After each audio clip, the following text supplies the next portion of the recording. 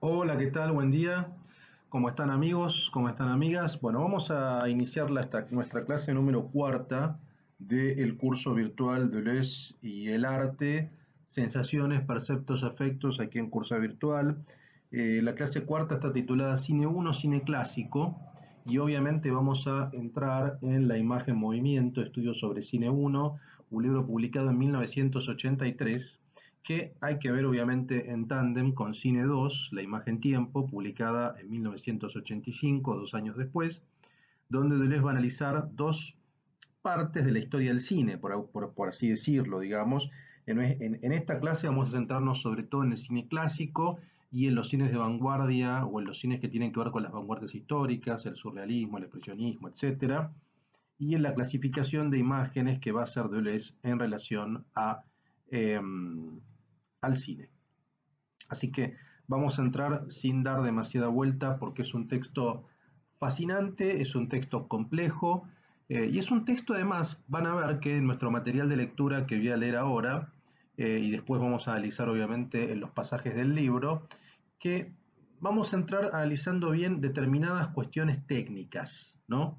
Es decir, este texto, antes de entrar al material de lectura, voy a leerles de entrada cómo lo piensa Deleuze en el prefacio, porque la verdad que lo define con mucha precisión. Dice, el presente estudio no es una historia del cine, ¿m? Es una taxonomía, un ensayo de clasificación de las imágenes y de los signos.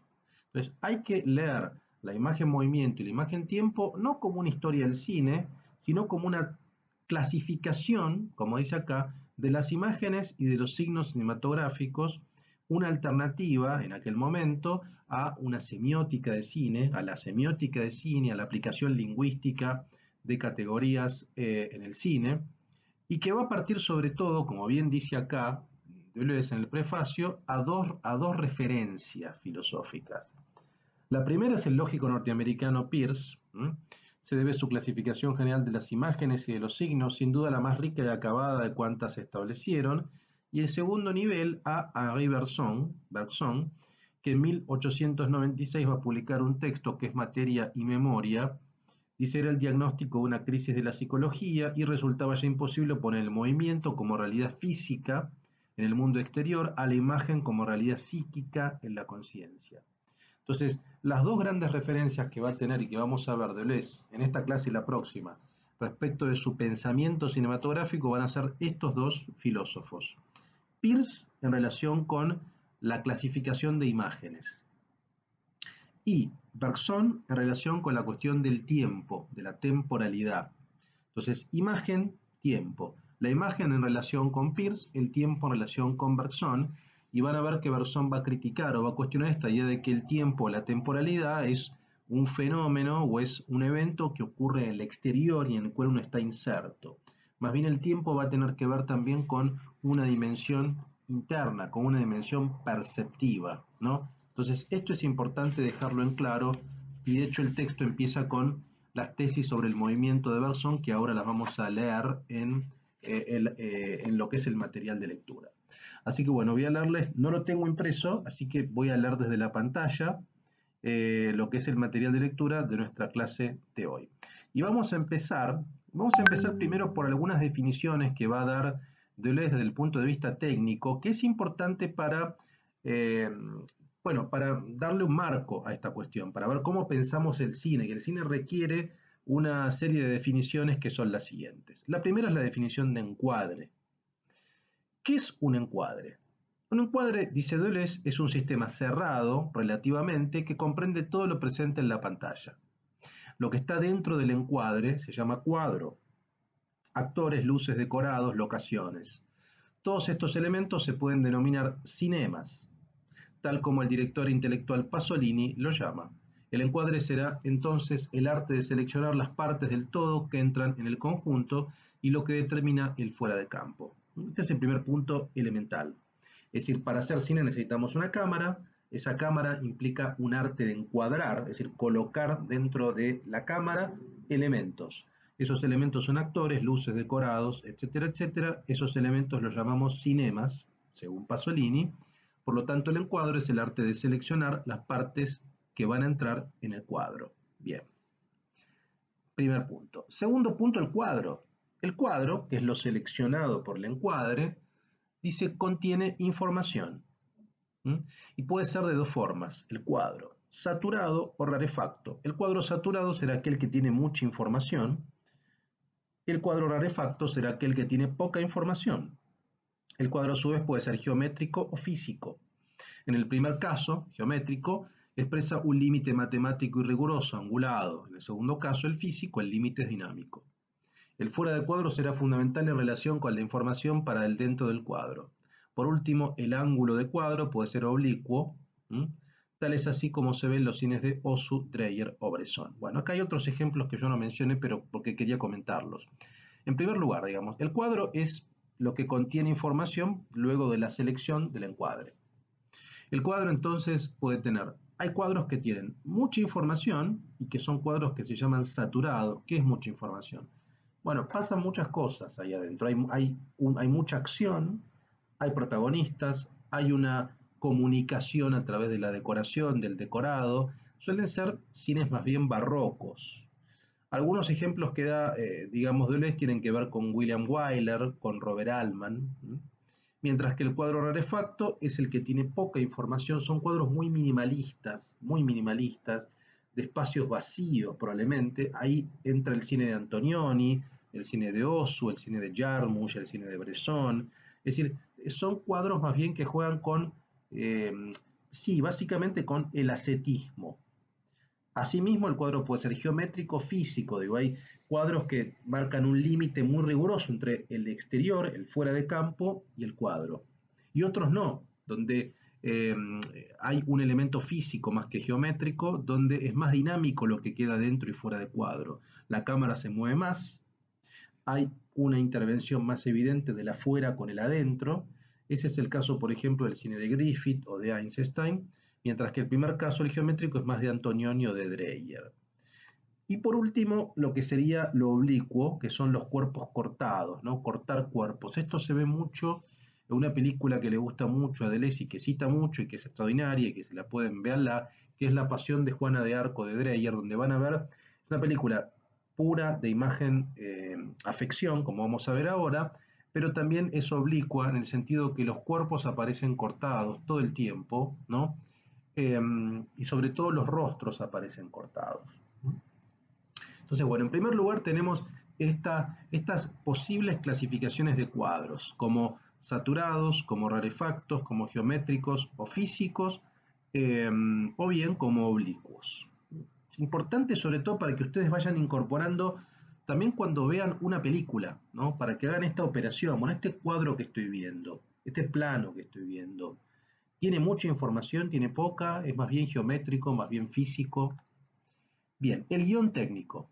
El guión técnico, dice Deleuze, son las determinaciones de los planos en el cuadro, el mapa o la continuidad de los planos. El plano es la imagen en movimiento. La relación del movimiento con todo lo que cambia, el corte móvil de la duración. Dentro del plano podemos ir desde lo mínimo a lo máximo. Plano detalle, primerísimo primer plano plano americano, plano general, traveling, plano secuencia. La escena será la sucesión de planos y la secuencia, la sucesión de escenas que cierran una unidad dramática. Bueno, acá tenemos varios elementos que quiero desarrollar. En primer lugar, vean lo que dice acá, ¿no? Un cuadro, acá hay que diferenciar, entre cuadro y plano, ¿no? Un cuadro básicamente es una constitución a partir de planos. ¿Qué es un plano? Vamos a ir a una cuestión muy práctica y muy concreta. Un plano es desde que prendemos una cámara hasta que la apagamos. O sea, donde no se corta, ¿no? Donde no se corta. La prendemos, la dejamos correr, 1 minuto, 2 minutos, la cortamos. Eso es un plano. Eso es un plano. Podemos mantener el plano fijo, podemos moverlo, pero eso es un plano. Un cuadro a veces puede estar constituido por varios planos, ¿no? Ahora bien, vean lo que dice. Dentro del plano podemos ir desde lo mínimo a lo máximo. Es decir, podemos hacer un plano detalle. Si filmamos el ojo, plano detalle. Primerísimo primer plano sería un plano de la cara, pero muy cerrado. Primer plano ya es un plano del rostro, pero quizá un poco más agrandado. Plano americano es el plano de la cintura para arriba, típico del western, típico del western. Plano general es el plano donde vemos a los individuos en situación, ¿no? Desde afuera, en la calle. Traveling es el movimiento de la cámara que acompaña el paseo, el caminar. Y el plano secuencia es, esto lo hace mucho Hitchcock, en una película como La Soga, por ejemplo, es para intentar filmar toda una secuencia dramática sin cortar la cámara. Entonces puede ser un plano de 10 minutos, ¿no? De 20 minutos, ¿no? La escena es una sucesión de planos, ¿no? Y la secuencia es una sucesión de escenas. ¿Qué diferencia hay entre escena y secuencia? Una escena es una unidad dramática que comienza y cierra generalmente en el mismo lugar, en la misma locación, ¿no? En la misma locación. Una secuencia es una sucesión de escenas, por lo tanto son en diferentes locaciones, pero que cierran una unidad dramática más amplia, ¿no? Algunas películas pueden ser, por ejemplo, no sé, 3 secuencias. Toda la primera secuencia, que es la introducción, la segunda secuencia, que es el desarrollo, y la tercera secuencia, que es el desenlace, por ser de una manera muy clásica, digamos, ¿no? Pero bueno, son elementos que son importantes marcarlos para saber de qué estamos hablando. Vamos al montaje, ¿no? El montaje, dice Deleuze, es la determinación del todo. La idea del film, la composición, disposición de las imágenes, movimiento. En este sentido, podemos determinar 4 formas de montaje. Esto es importante, ¿no? Porque tiene que ver sobre todo con cómo piensa Deleuze cada montaje como una expresión de una filosofía, ¿no? El primer montaje es la composición orgánica propio del cine norteamericano. Dice, la composición orgánica tiene el montaje paralelo, alterno a su punto clave. Desde el nacimiento de una nación de Griffith, que es una de las películas fundadoras del cine, digamos, hasta, por ejemplo, el cine de Christopher Nolan, se mantiene esa continuidad. Es un montaje basado en relaciones binarias que parte de la misma unidad orgánica. Según Deleuze, expresa a la perfección lo burgués o el liberalismo en el sentido de choque de clases sociales, de diferenciación permanente que nunca se sintetiza. El principio es la parte y lo diverso, y es un montaje activo empirista. Entonces, el primer montaje es un montaje orgánico, fundamentado sobre todo en el montaje paralelo. Esto se comenzó a usar, lo usaba Griffith en sus películas para marcar diferencias de clases, ¿no? Mostraba la vida del blanco versus la vida del negro, la vida del noble y la vida del esclavo. Después se empezó a usar esto en el cine de acción, en el western, para marcar la tensión dramática entre dos situaciones que eran paralelas en el tiempo y que implicaban cierto suspenso.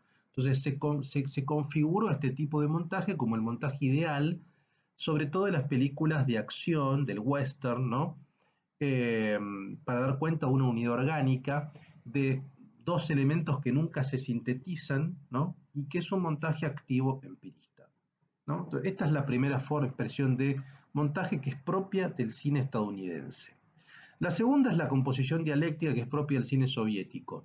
En este caso, dice Deleuze, tenemos un montaje de oposición dialéctico y no paralelo. Es el emblema básicamente es el acorazado Potemkin de Eisenstein, el cine de Eisenstein en general, digamos, que estudió muy bien a Griffith, ¿no? La relación de las partes implica una superación del binarismo de la composición orgánica. Es decir, si la composición orgánica estadounidense marcaba diferencias de clases o, en fin, marcaba diferencias que nunca se sintetizaban, en la composición dialéctica sí se sintetizan, digamos, ¿no? Hay una superación del binarismo. Es una dimensión que expresa una filosofía, según Deleuze, hegeliana marxista. Un montaje dialéctico y no paralelo, donde el patos es central. Es un montaje marxista, en cierto sentido, o hegelo-marxista, digamos, ¿no?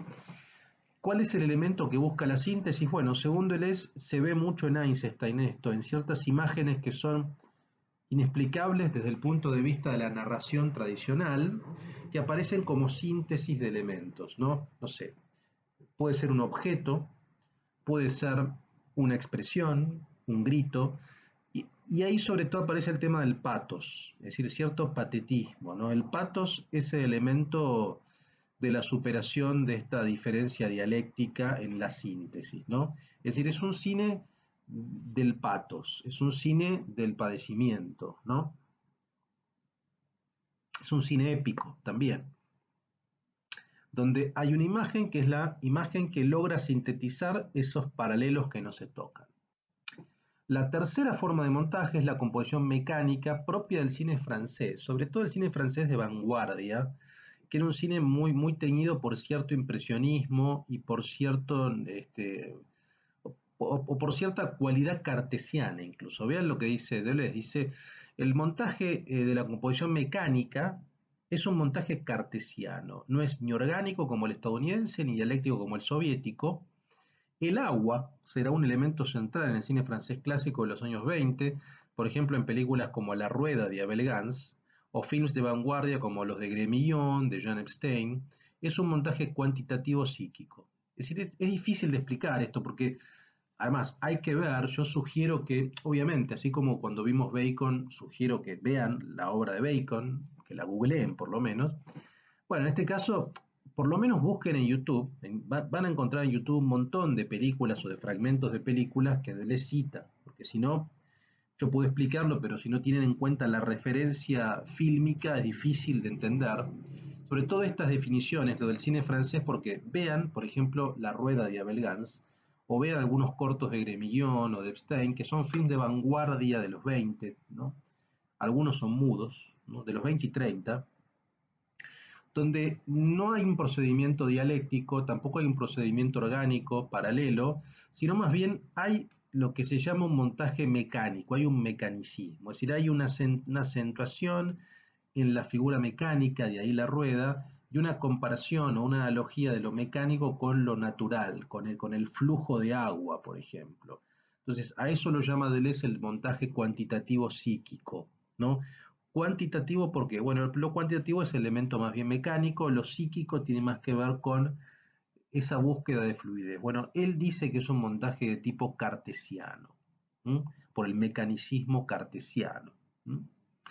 Y el tercer tipo de montaje es el montaje por oposición del cine alemán, propio del expresionismo alemán, de, por ejemplo, películas como Nosferatu de Murnau o El gabinete del doctor Caligari de Robert Wiene, donde acá, dice Deleuze, aquí se encuentra el desborde a través de la oposición infinita de luz y sombra, muy propia de la estética romántica. Lo orgánico es superado, así como el individuo, es un montaje romántico, una filosofía idealista de cuño kantiana, que se instala en películas, bueno, como las que mencioné, es un cine expresionista y es un montaje intensivo espiritual, ¿no? Montaje intensivo espiritual. Ese es el punto fundamental para entenderlo. Eh, Acá la clave, así como en el cine francés tenemos su clave básicamente en lo cuantitativo psíquico o en el agua, acá la clave es la luz y la sombra, ¿no? Acá la clave va a ser cómo juega Deleuze con la luz y la sombra, ¿no? Perdón, cómo juegan estos directores alemanes, sobre todo con la luz y la sombra. Entonces tenemos cuatro tipos de montaje que representan cuatro tipos de pensamiento, básicamente, ¿no? Estamos hablando de eh, el montaje orgánico estadounidense, que es más afín a una filosofía liberal, el montaje de oposición propio del cine dialéctico soviético, el montaje cuantitativo cartesiano francés y el montaje alemán expresionista o intensivo espiritual. Que van a ver, si ustedes ven películas alemanas, francesas, estadounidenses y rusas, van a ver que verdaderamente hay una tradición en esa forma de montar. Vayamos ahora al tema de la percepción, ¿no? Vayamos ahora a la clasificación de imágenes propias de la imagen movimiento. La primera imagen, la más básica, es la imagen percepción, dice Deleuze, ¿no? La cosa es percepción, la imagen referida a la cosa. Esta puede ser objetiva o subjetiva. En el primer caso, el punto de vista es de alguien exterior al conjunto enfocado, en el segundo, el enfoque es de alguien que forma parte activa del conjunto. Es algo así como la conciencia de la cámara. Entonces, la imagen percepción es es la imagen más primigenia y que da cuenta en cierto modo del punto de vista. Tenemos una imagen percepción que puede ser objetiva o subjetiva. Objetiva es si el enfoque es exterior al conjunto que se filma, es exterior a lo que se está filmando. Subjetiva puede ser si el punto de vista es de alguien que está inmerso en ese conjunto, ¿no? Alguien que forma parte de ese conjunto enfocado. ¿Mm? Este es el punto más básico, ¿no? es la percepción de la cosa o la percepción de los individuos o los actores, obviamente, que son filmados, ¿no? Sería como el grado cero de las imágenes. La segunda imagen, y acá sí se pone más interesante, es la imagen afección. Dice Deleuze, es la imagen del rostro y el primer plano. Aunque no necesariamente, como vamos a ver, pero en general es así. La imagen afección, dice, no es otra cosa que el primer plano, el plano al rostro. El afecto, señala Deleuze, puede manifestarse en cualidad o potencia. En el primer caso, en el caso de la cualidad, es el nervio sensible, el contorno. En el segundo caso, es la tendencia motriz, la rostridad, lo que llama la rostridad. El rostro pasa de un estado al otro. Se puede ver actualizado en estados de cosas o expresados en rostros. Un ejemplo muy claro de un director que ha trabajado mucho con la imagen afección es Bergman. Una película como Persona o Sonata de Otoño, por ejemplo, el rostro de Lee Bullman, de la actriz, va a ser central. Un ejemplo más contemporáneo es, por ejemplo, Black Swan, el cisne negro de Aronofsky, donde el rostro de Natalie Portman también expresa afectividad permanente, o el film afectivo clásico, dice Deleuze, por excelencia es La Pasión de Juana de Arco de Dreyer, como dijimos. Entonces, la clave acá es lo que él llama la rostridad. Ahora, la rostridad es más bien este elemento de la afectividad, ¿m? O de la tendencia motriz de la afectividad. La afectividad generalmente se muestra por medio del rostro, de la organización afectiva idealizada del rostro, pero también puede mostrarse, por ejemplo, a través de las manos. Las manos es otro elemento donde se ve esa, entre comillas, rostridad de la imagen afección. Hay películas donde los planos, los primeros planos de las manos también expresan afectividad. Bien, el cine que privilegia la imagen afección es un cine más bien, sí, si uno tiene que calificarlo, es un cine obviamente de afectos, es un cine de básicamente de dramas en general, ¿no? La imagen pulsión, que es la segunda. Dice, es una imagen que no puede definirse como afección, pero que no llega a ser acción, que es la próxima. La pulsión no es afecto ni sentimiento. Dice, es un afecto degenerado o una acción embrionada. La imagen pulsión posee dos signos. ¿Cómo la identificamos? Por medio de síntomas o fetiches. Es la imagen privilegiada por directores de cierta influencia nietzscheana, por ejemplo Buñuel, en cuyos films vemos el fetiche y el síntoma pulsional, la perversión, expresados a través de recursos como la repetición de la imagen o la violencia. También la vemos en otros directores como Erich von Stroheim, sobre todo una película que es Avaricia, o como Joseph Losey, por ejemplo, Buñuel particularmente en películas como El Ángel Exterminador, como Él, como Belle de Jour también. Entonces, sería una imagen que está en el medio y según Deleuze es el cine más complejo de hacer, digamos, porque no es imagen-afección donde tenemos la afectividad que se transmite, pero tampoco es imagen-acción, que es la que viene después, sino que está en el medio. Es decir, es un cine de pulsiones, no de sentimientos ni de acciones, de pulsiones.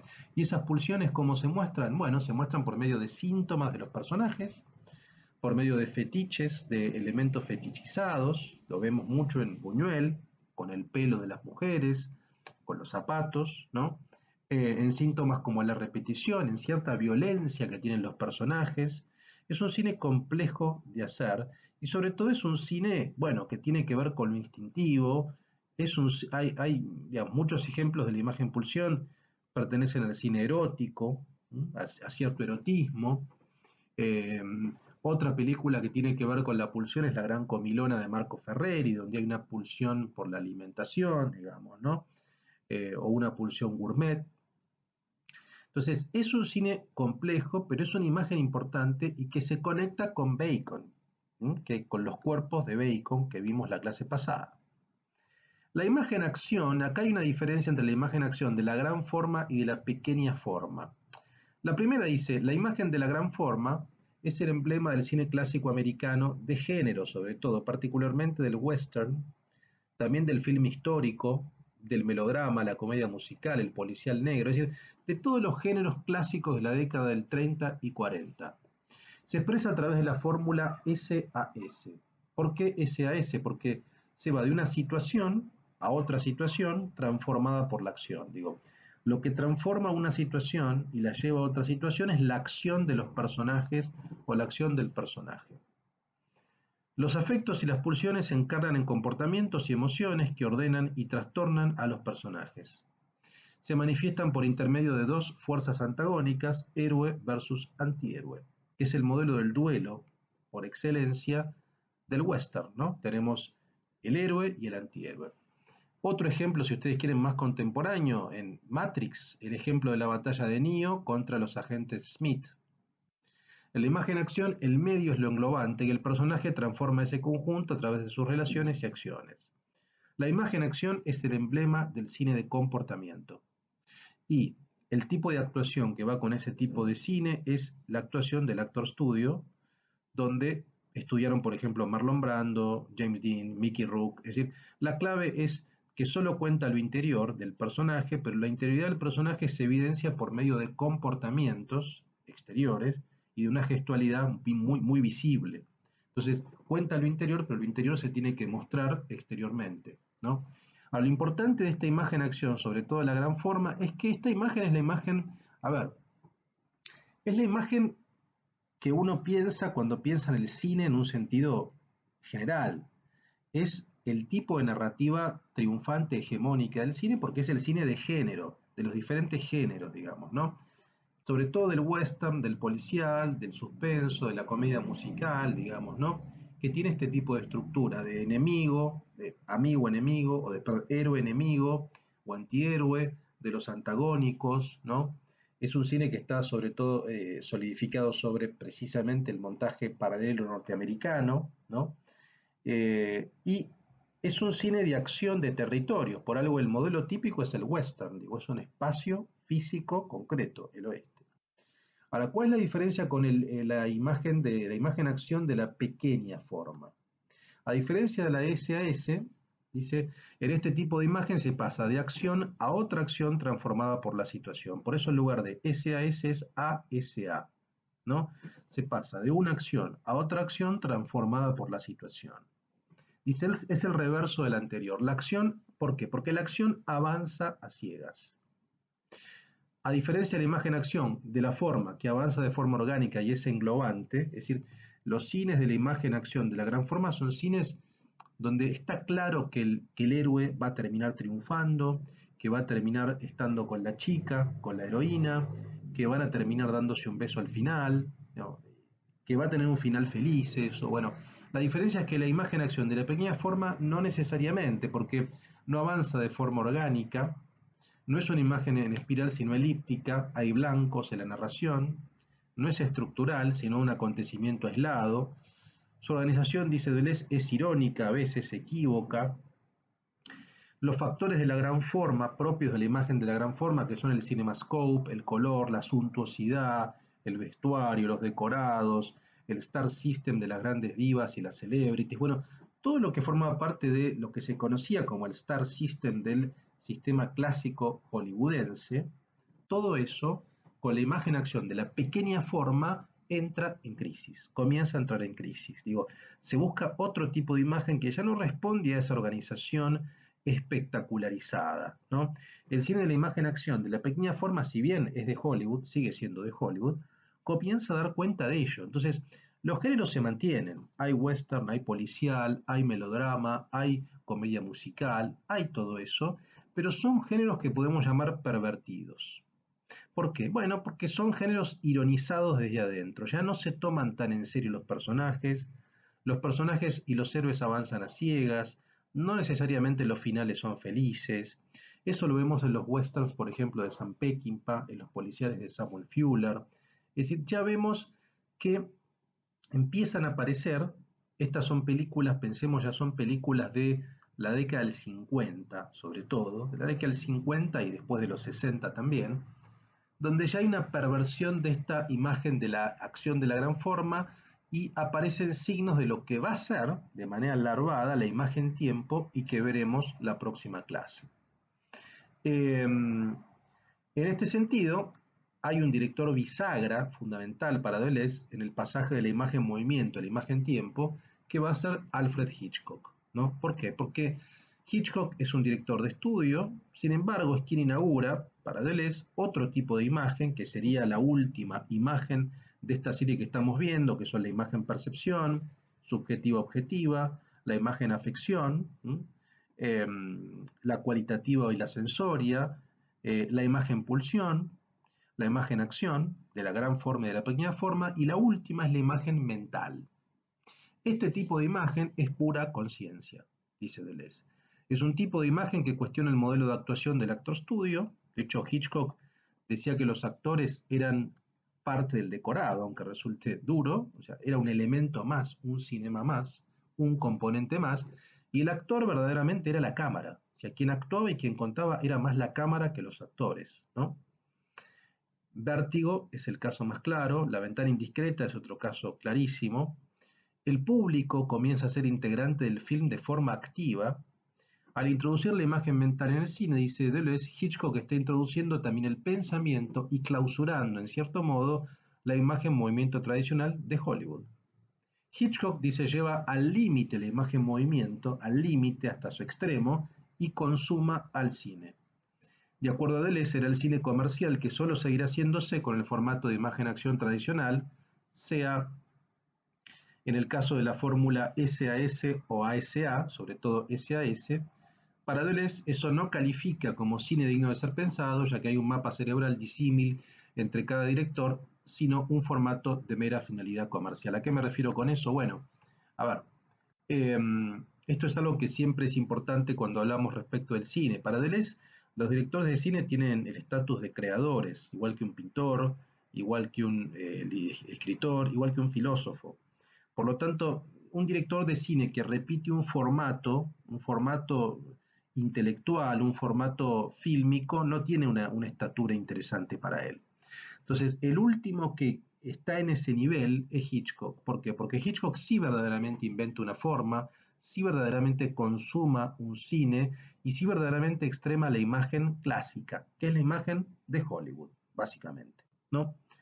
¿Qué pasa con el cine de Hollywood, que por supuesto existe y sigue siendo el hegemónico, después de los 60 o después de los 50 sobre todo, y de los 60 en adelante? Bueno, sí, por supuesto que hay películas interesantes y que hay creadores individuales todavía, obviamente, pero ya no hay una creación de una imagen nueva. La imagen nueva la vamos a ver, dice Deleuze, después de la posguerra en los nuevos cines europeos, sobre todo en el neorrealismo italiano, a fin de los 40, en la Nouvelle Vague, a fin de los 50 y los 60, en el nuevo cine alemán, en los 70, en el cine oriental, en el cine ruso. Es decir, ahí vamos a ver imágenes que forman parte de otro tipo de dinámica, de una dinámica no propia de la imagen movimiento, sino de lo que él va a llamar la imagen tiempo. Y eso está en el tomo 2, que es, no es cine 1, sino que es cine 2, ¿no? Eh, bueno, este es un material bastante largo el que tenía, que lo van a leer, así que por ahí nos queda menos tiempo para leer el texto. La verdad que es un texto extraordinario, yo me estaría horas leyéndolo, pero voy a tener que hacer una selección, ¿no?, de algunas cosas porque va a ser imposible que entre todo en este tiempo, ¿no? Pero bueno, ¿qué es lo importante? Lo importante es que quede bien en claro cuál es la aproximación de Deleuziana al cine, que parte de Bergson y de Peirce, qué tipo de clasificación de imágenes hace, que ya las vimos, los tipos de imágenes que están dentro de lo que se llama la imagen movimiento, cuáles son las características, eso es lo central, los 4 tipos de montaje, eso es lo central. Eh,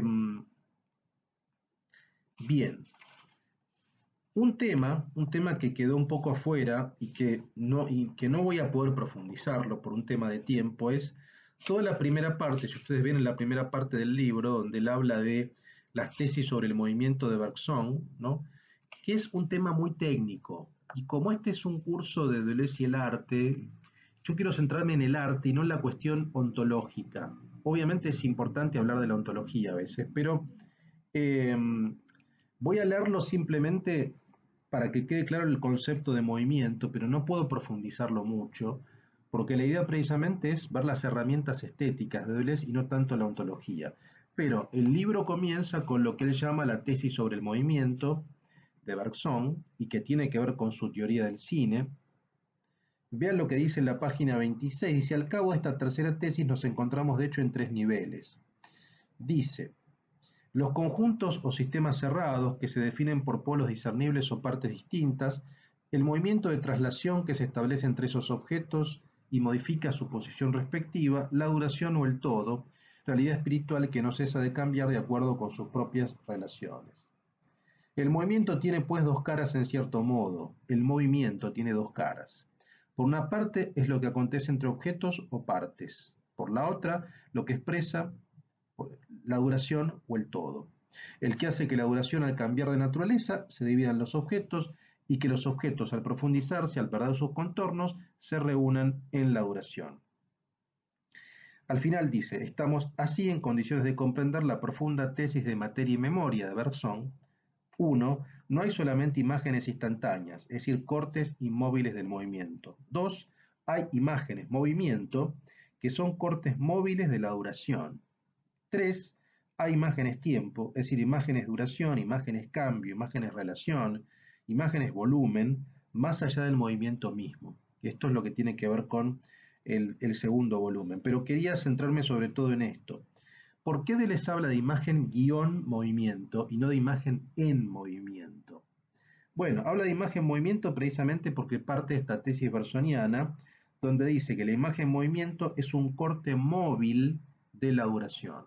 Un corte móvil de la duración, ¿no?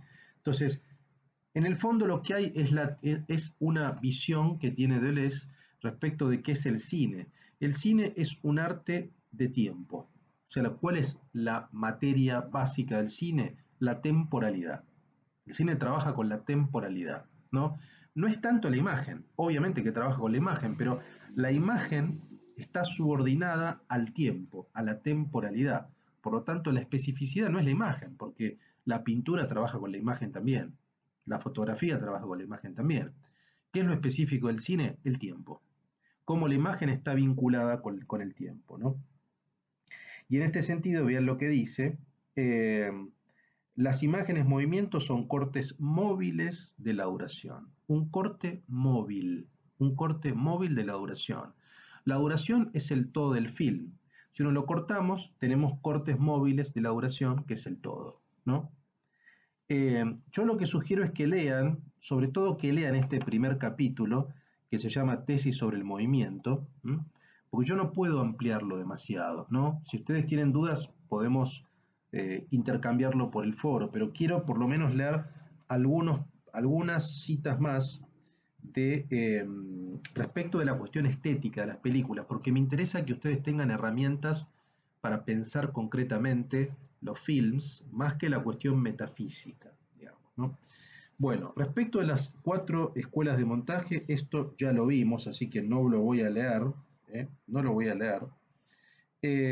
Respecto de la clasificación de las imágenes, la clasificación de las imágenes es algo que Deleuze va a tomar sobre todo de Peirce, ¿no? Así como el tema de la temporalidad lo toma como vimos de Bergson, el caso de las imágenes lo va a tomar sobre todo de Peirce, ¿no? Bueno, el tema de la imagen percepción también ya lo comentamos. El tema de la imagen afección, que es el rostro, me parece a mí que quedó claro, ¿no? Así que también lo vamos a pasar. Vamos a buscar párrafos que sean un poco más densos. Eh, Vean, por ejemplo, esto con respecto a la imagen afección, que sí me parece interesante. Dice la página 159. Dice, ciertamente, si es verdad que este proceso expresado no se confunde con el proceso histórico, el mismo es pasión en Bresson, tanto como en Dreyer, y entra en conjunción virtual con la de Cristo. Pero en Dreyer la pasión aparecía bajo la forma de lo extático, y pasaba por el rostro, su agotamiento, su desvío, su enfrentamiento al límite. En Bresson, en cambio, es por sí misma proceso, es decir, estación, marcha y añadidura. Acá está hablando del cine de Robert Bresson, que es un director que recomiendo su visión y sobre todo lo que se llama la fragmentación a partir de una película que es Pickpocket, y que también está en otras, pero sobre todo en esta. Dice, es la construcción de un espacio pedazo por pedazo de valor táctil y donde la mano acaba por tomar la función directriz que asume en Pickpocket, destronando al rostro. Esto es lo que yo decía de la mano, que a veces la mano puede tener una función afectiva tanto como el rostro. Dice, la ley de este espacio es fragmentación.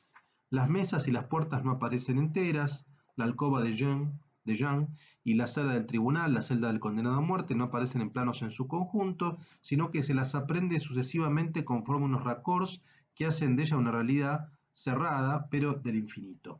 ¿Mm? Entonces, ¿por qué acá lo que está diciendo es que un elemento para dar cuenta de la espiritualidad de un cine, de un tipo de espiritualidad, es la fragmentación? Es decir, nunca vemos un espacio o un cuerpo orgánicamente unificado, sino lo vemos fragmentado, vemos la cara por un lado, la mano por el otro, es decir, son cuerpos escindidos, cuerpos divididos, que no parecen cuerpos enraizados o espacios estáticamente solidificados. Bien, más adelante, bueno, lo de la imagen afección, esto me parece a mí que ya dijimos bastantes cosas. Quiero leer alguna palabra sobre la imagen pulsión, sobre la imagen pulsión y el tema del naturalismo. Vean lo que dice acá en la página 182. Dice, el naturalismo ha tenido dos grandes creadores en el cine, que son Stroheim, Erich von Stroheim y Buñuel. En ellos la inversión de mundos originarios puede presentarse con formas localizadas muy diversas, artificiales o naturales.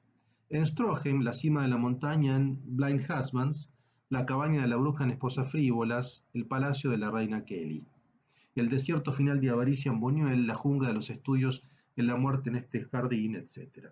Porque Stroheim y Buñuel son realistas, nunca han descrito el medio con tanta violencia o crueldad, con su doble repartición pobres-ricos, gente de bien, gente de mal.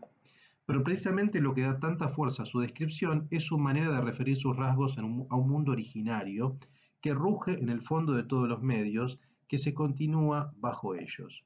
Este mundo no existe con independencia de los medios determinados, sino que inversamente los hace existir con caracteres y rasgos que vienen de más arriba. Bueno, este tema del mundo originario tiene que ver con que en el fondo siempre hay una pulsión que determina a los personajes, ¿no?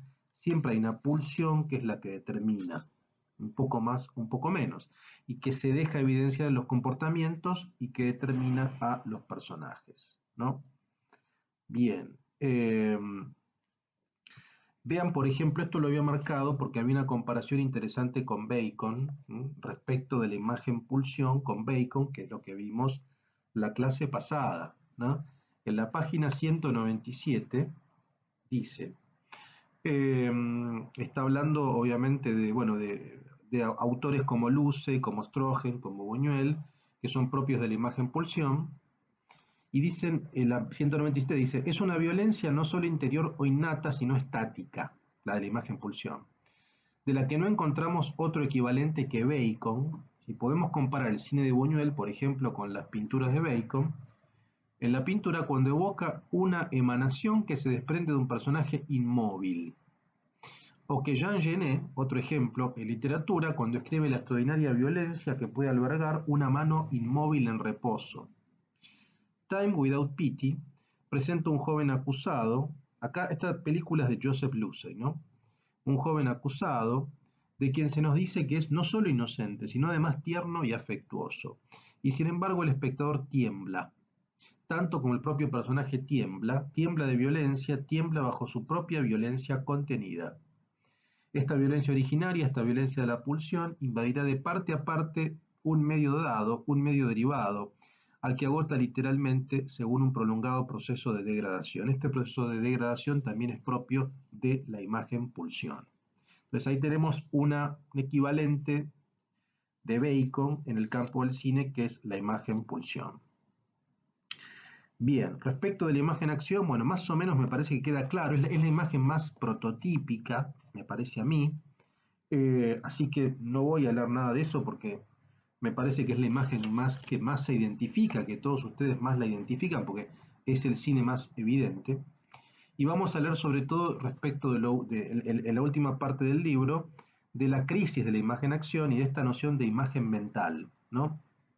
Dice Deleuze en la página 275, dice, tras haber distinguido entre la afección y la acción, a las que llamaba respectivamente primeidad y segundeidad, Peirce añadió una tercera especie de imagen, la mental o la terceidad. Esta división, pues esto quiero que quede claro, y esta división que hace Deleuze entre afección, imagen-acción e imagen mental, responde sobre todo a una taxonomía, una clasificación peirciana de Charles Peirce, que es la primeidad tiene que ver con el afecto, la segundeidad tiene que ver con la acción y la terceridad tiene que ver con la relación o con lo mental. La imagen mental también es imagen-relación. Vean lo que dice, la terceidad en su conjunto no era sino un término que remitía a un segundo término por mediación de otro u otros. Esta tercera instancia venía dada en la significación, la ley o la relación. Entonces hay una relación. La imagen mental es una imagen relacional que relaciona por lo menos dos elementos. Y en ese sentido va a decir Deleuze, el que mejor trabaja esta imagen relacional, porque además introduce hasta el espectador en la película, va a ser Hitchcock. ¿En qué sentido?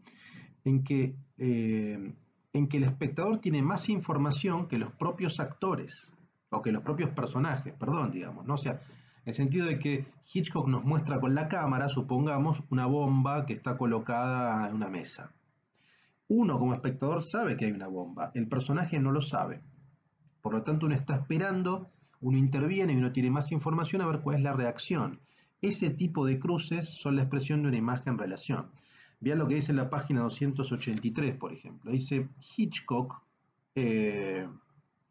a ver acá, sí, Hitchcock introduce la imagen mental en el cine. Es decir, hace de la relación el objeto de una imagen, que no solo se añade a las imágenes percepción, acción y afección, sino que las encuadra y transforma. Digo, relaciona este tipo de imágenes, todas, la percepción, la pulsión, las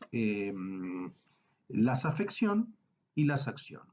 Con Hitchcock aparece un nuevo tipo de figuras que son figuras de pensamientos, ¿no? Pensamientos. Bien, vean lo que dice más adelante la 285. Hitchcock inventa la imagen mental o la imagen relación y la utiliza para clausurar el conjunto de imágenes acción y también de las imágenes percepción y afección. De ahí su concepción del cuadro. La imagen mental no solo enmarca las otras, sino que penetrándolas las transforma.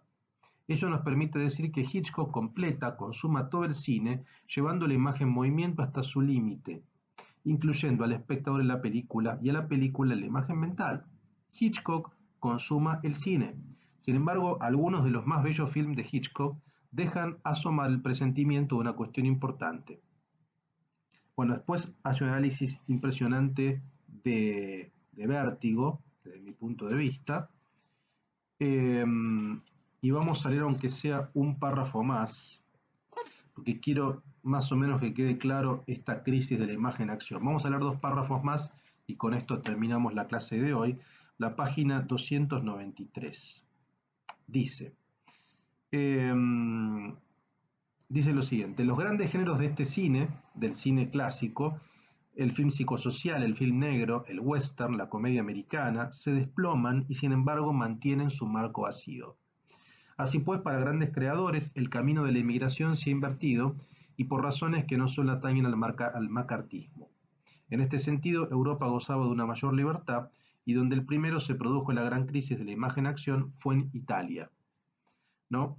La periodicidad es poco más o menos alrededor de 1948 Italia, Francia 1958, Alemania 1968. O sea, lo que está diciendo Deleuze es que el recambio de los cines, y que es la condición de posibilidad de la nueva imagen que él va a llamar imagen-tiempo, esa imagen-tiempo es la imagen de la posguerra. La posguerra redefine todas las claves de percepción, el hombre deja de estar en el centro, por lo tanto se empieza a hacer un cine que uno podría llamar radicalmente distinto en su vínculo con la temporalidad, donde primero se ve eso es a fin de los 40 en Italia, luego a fin de los 50 en Francia y luego a fin de los 60 en Alemania con los nuevos cines, ¿no? Lo último que les leo, esto en relación ya con la Nouvelle Vague, que lo veremos la próxima clase, La Nouvelle Vague, que fue la nueva ola francesa, sobre todo un director que le interesa mucho a Deleuze, que es Godard, pero también Romer, Truffaut, Rivet. La Nouvelle Vague, dice, podía ser llamada con todo derecho Hitchcock-marciana, más que Hitchcock-hoxiana.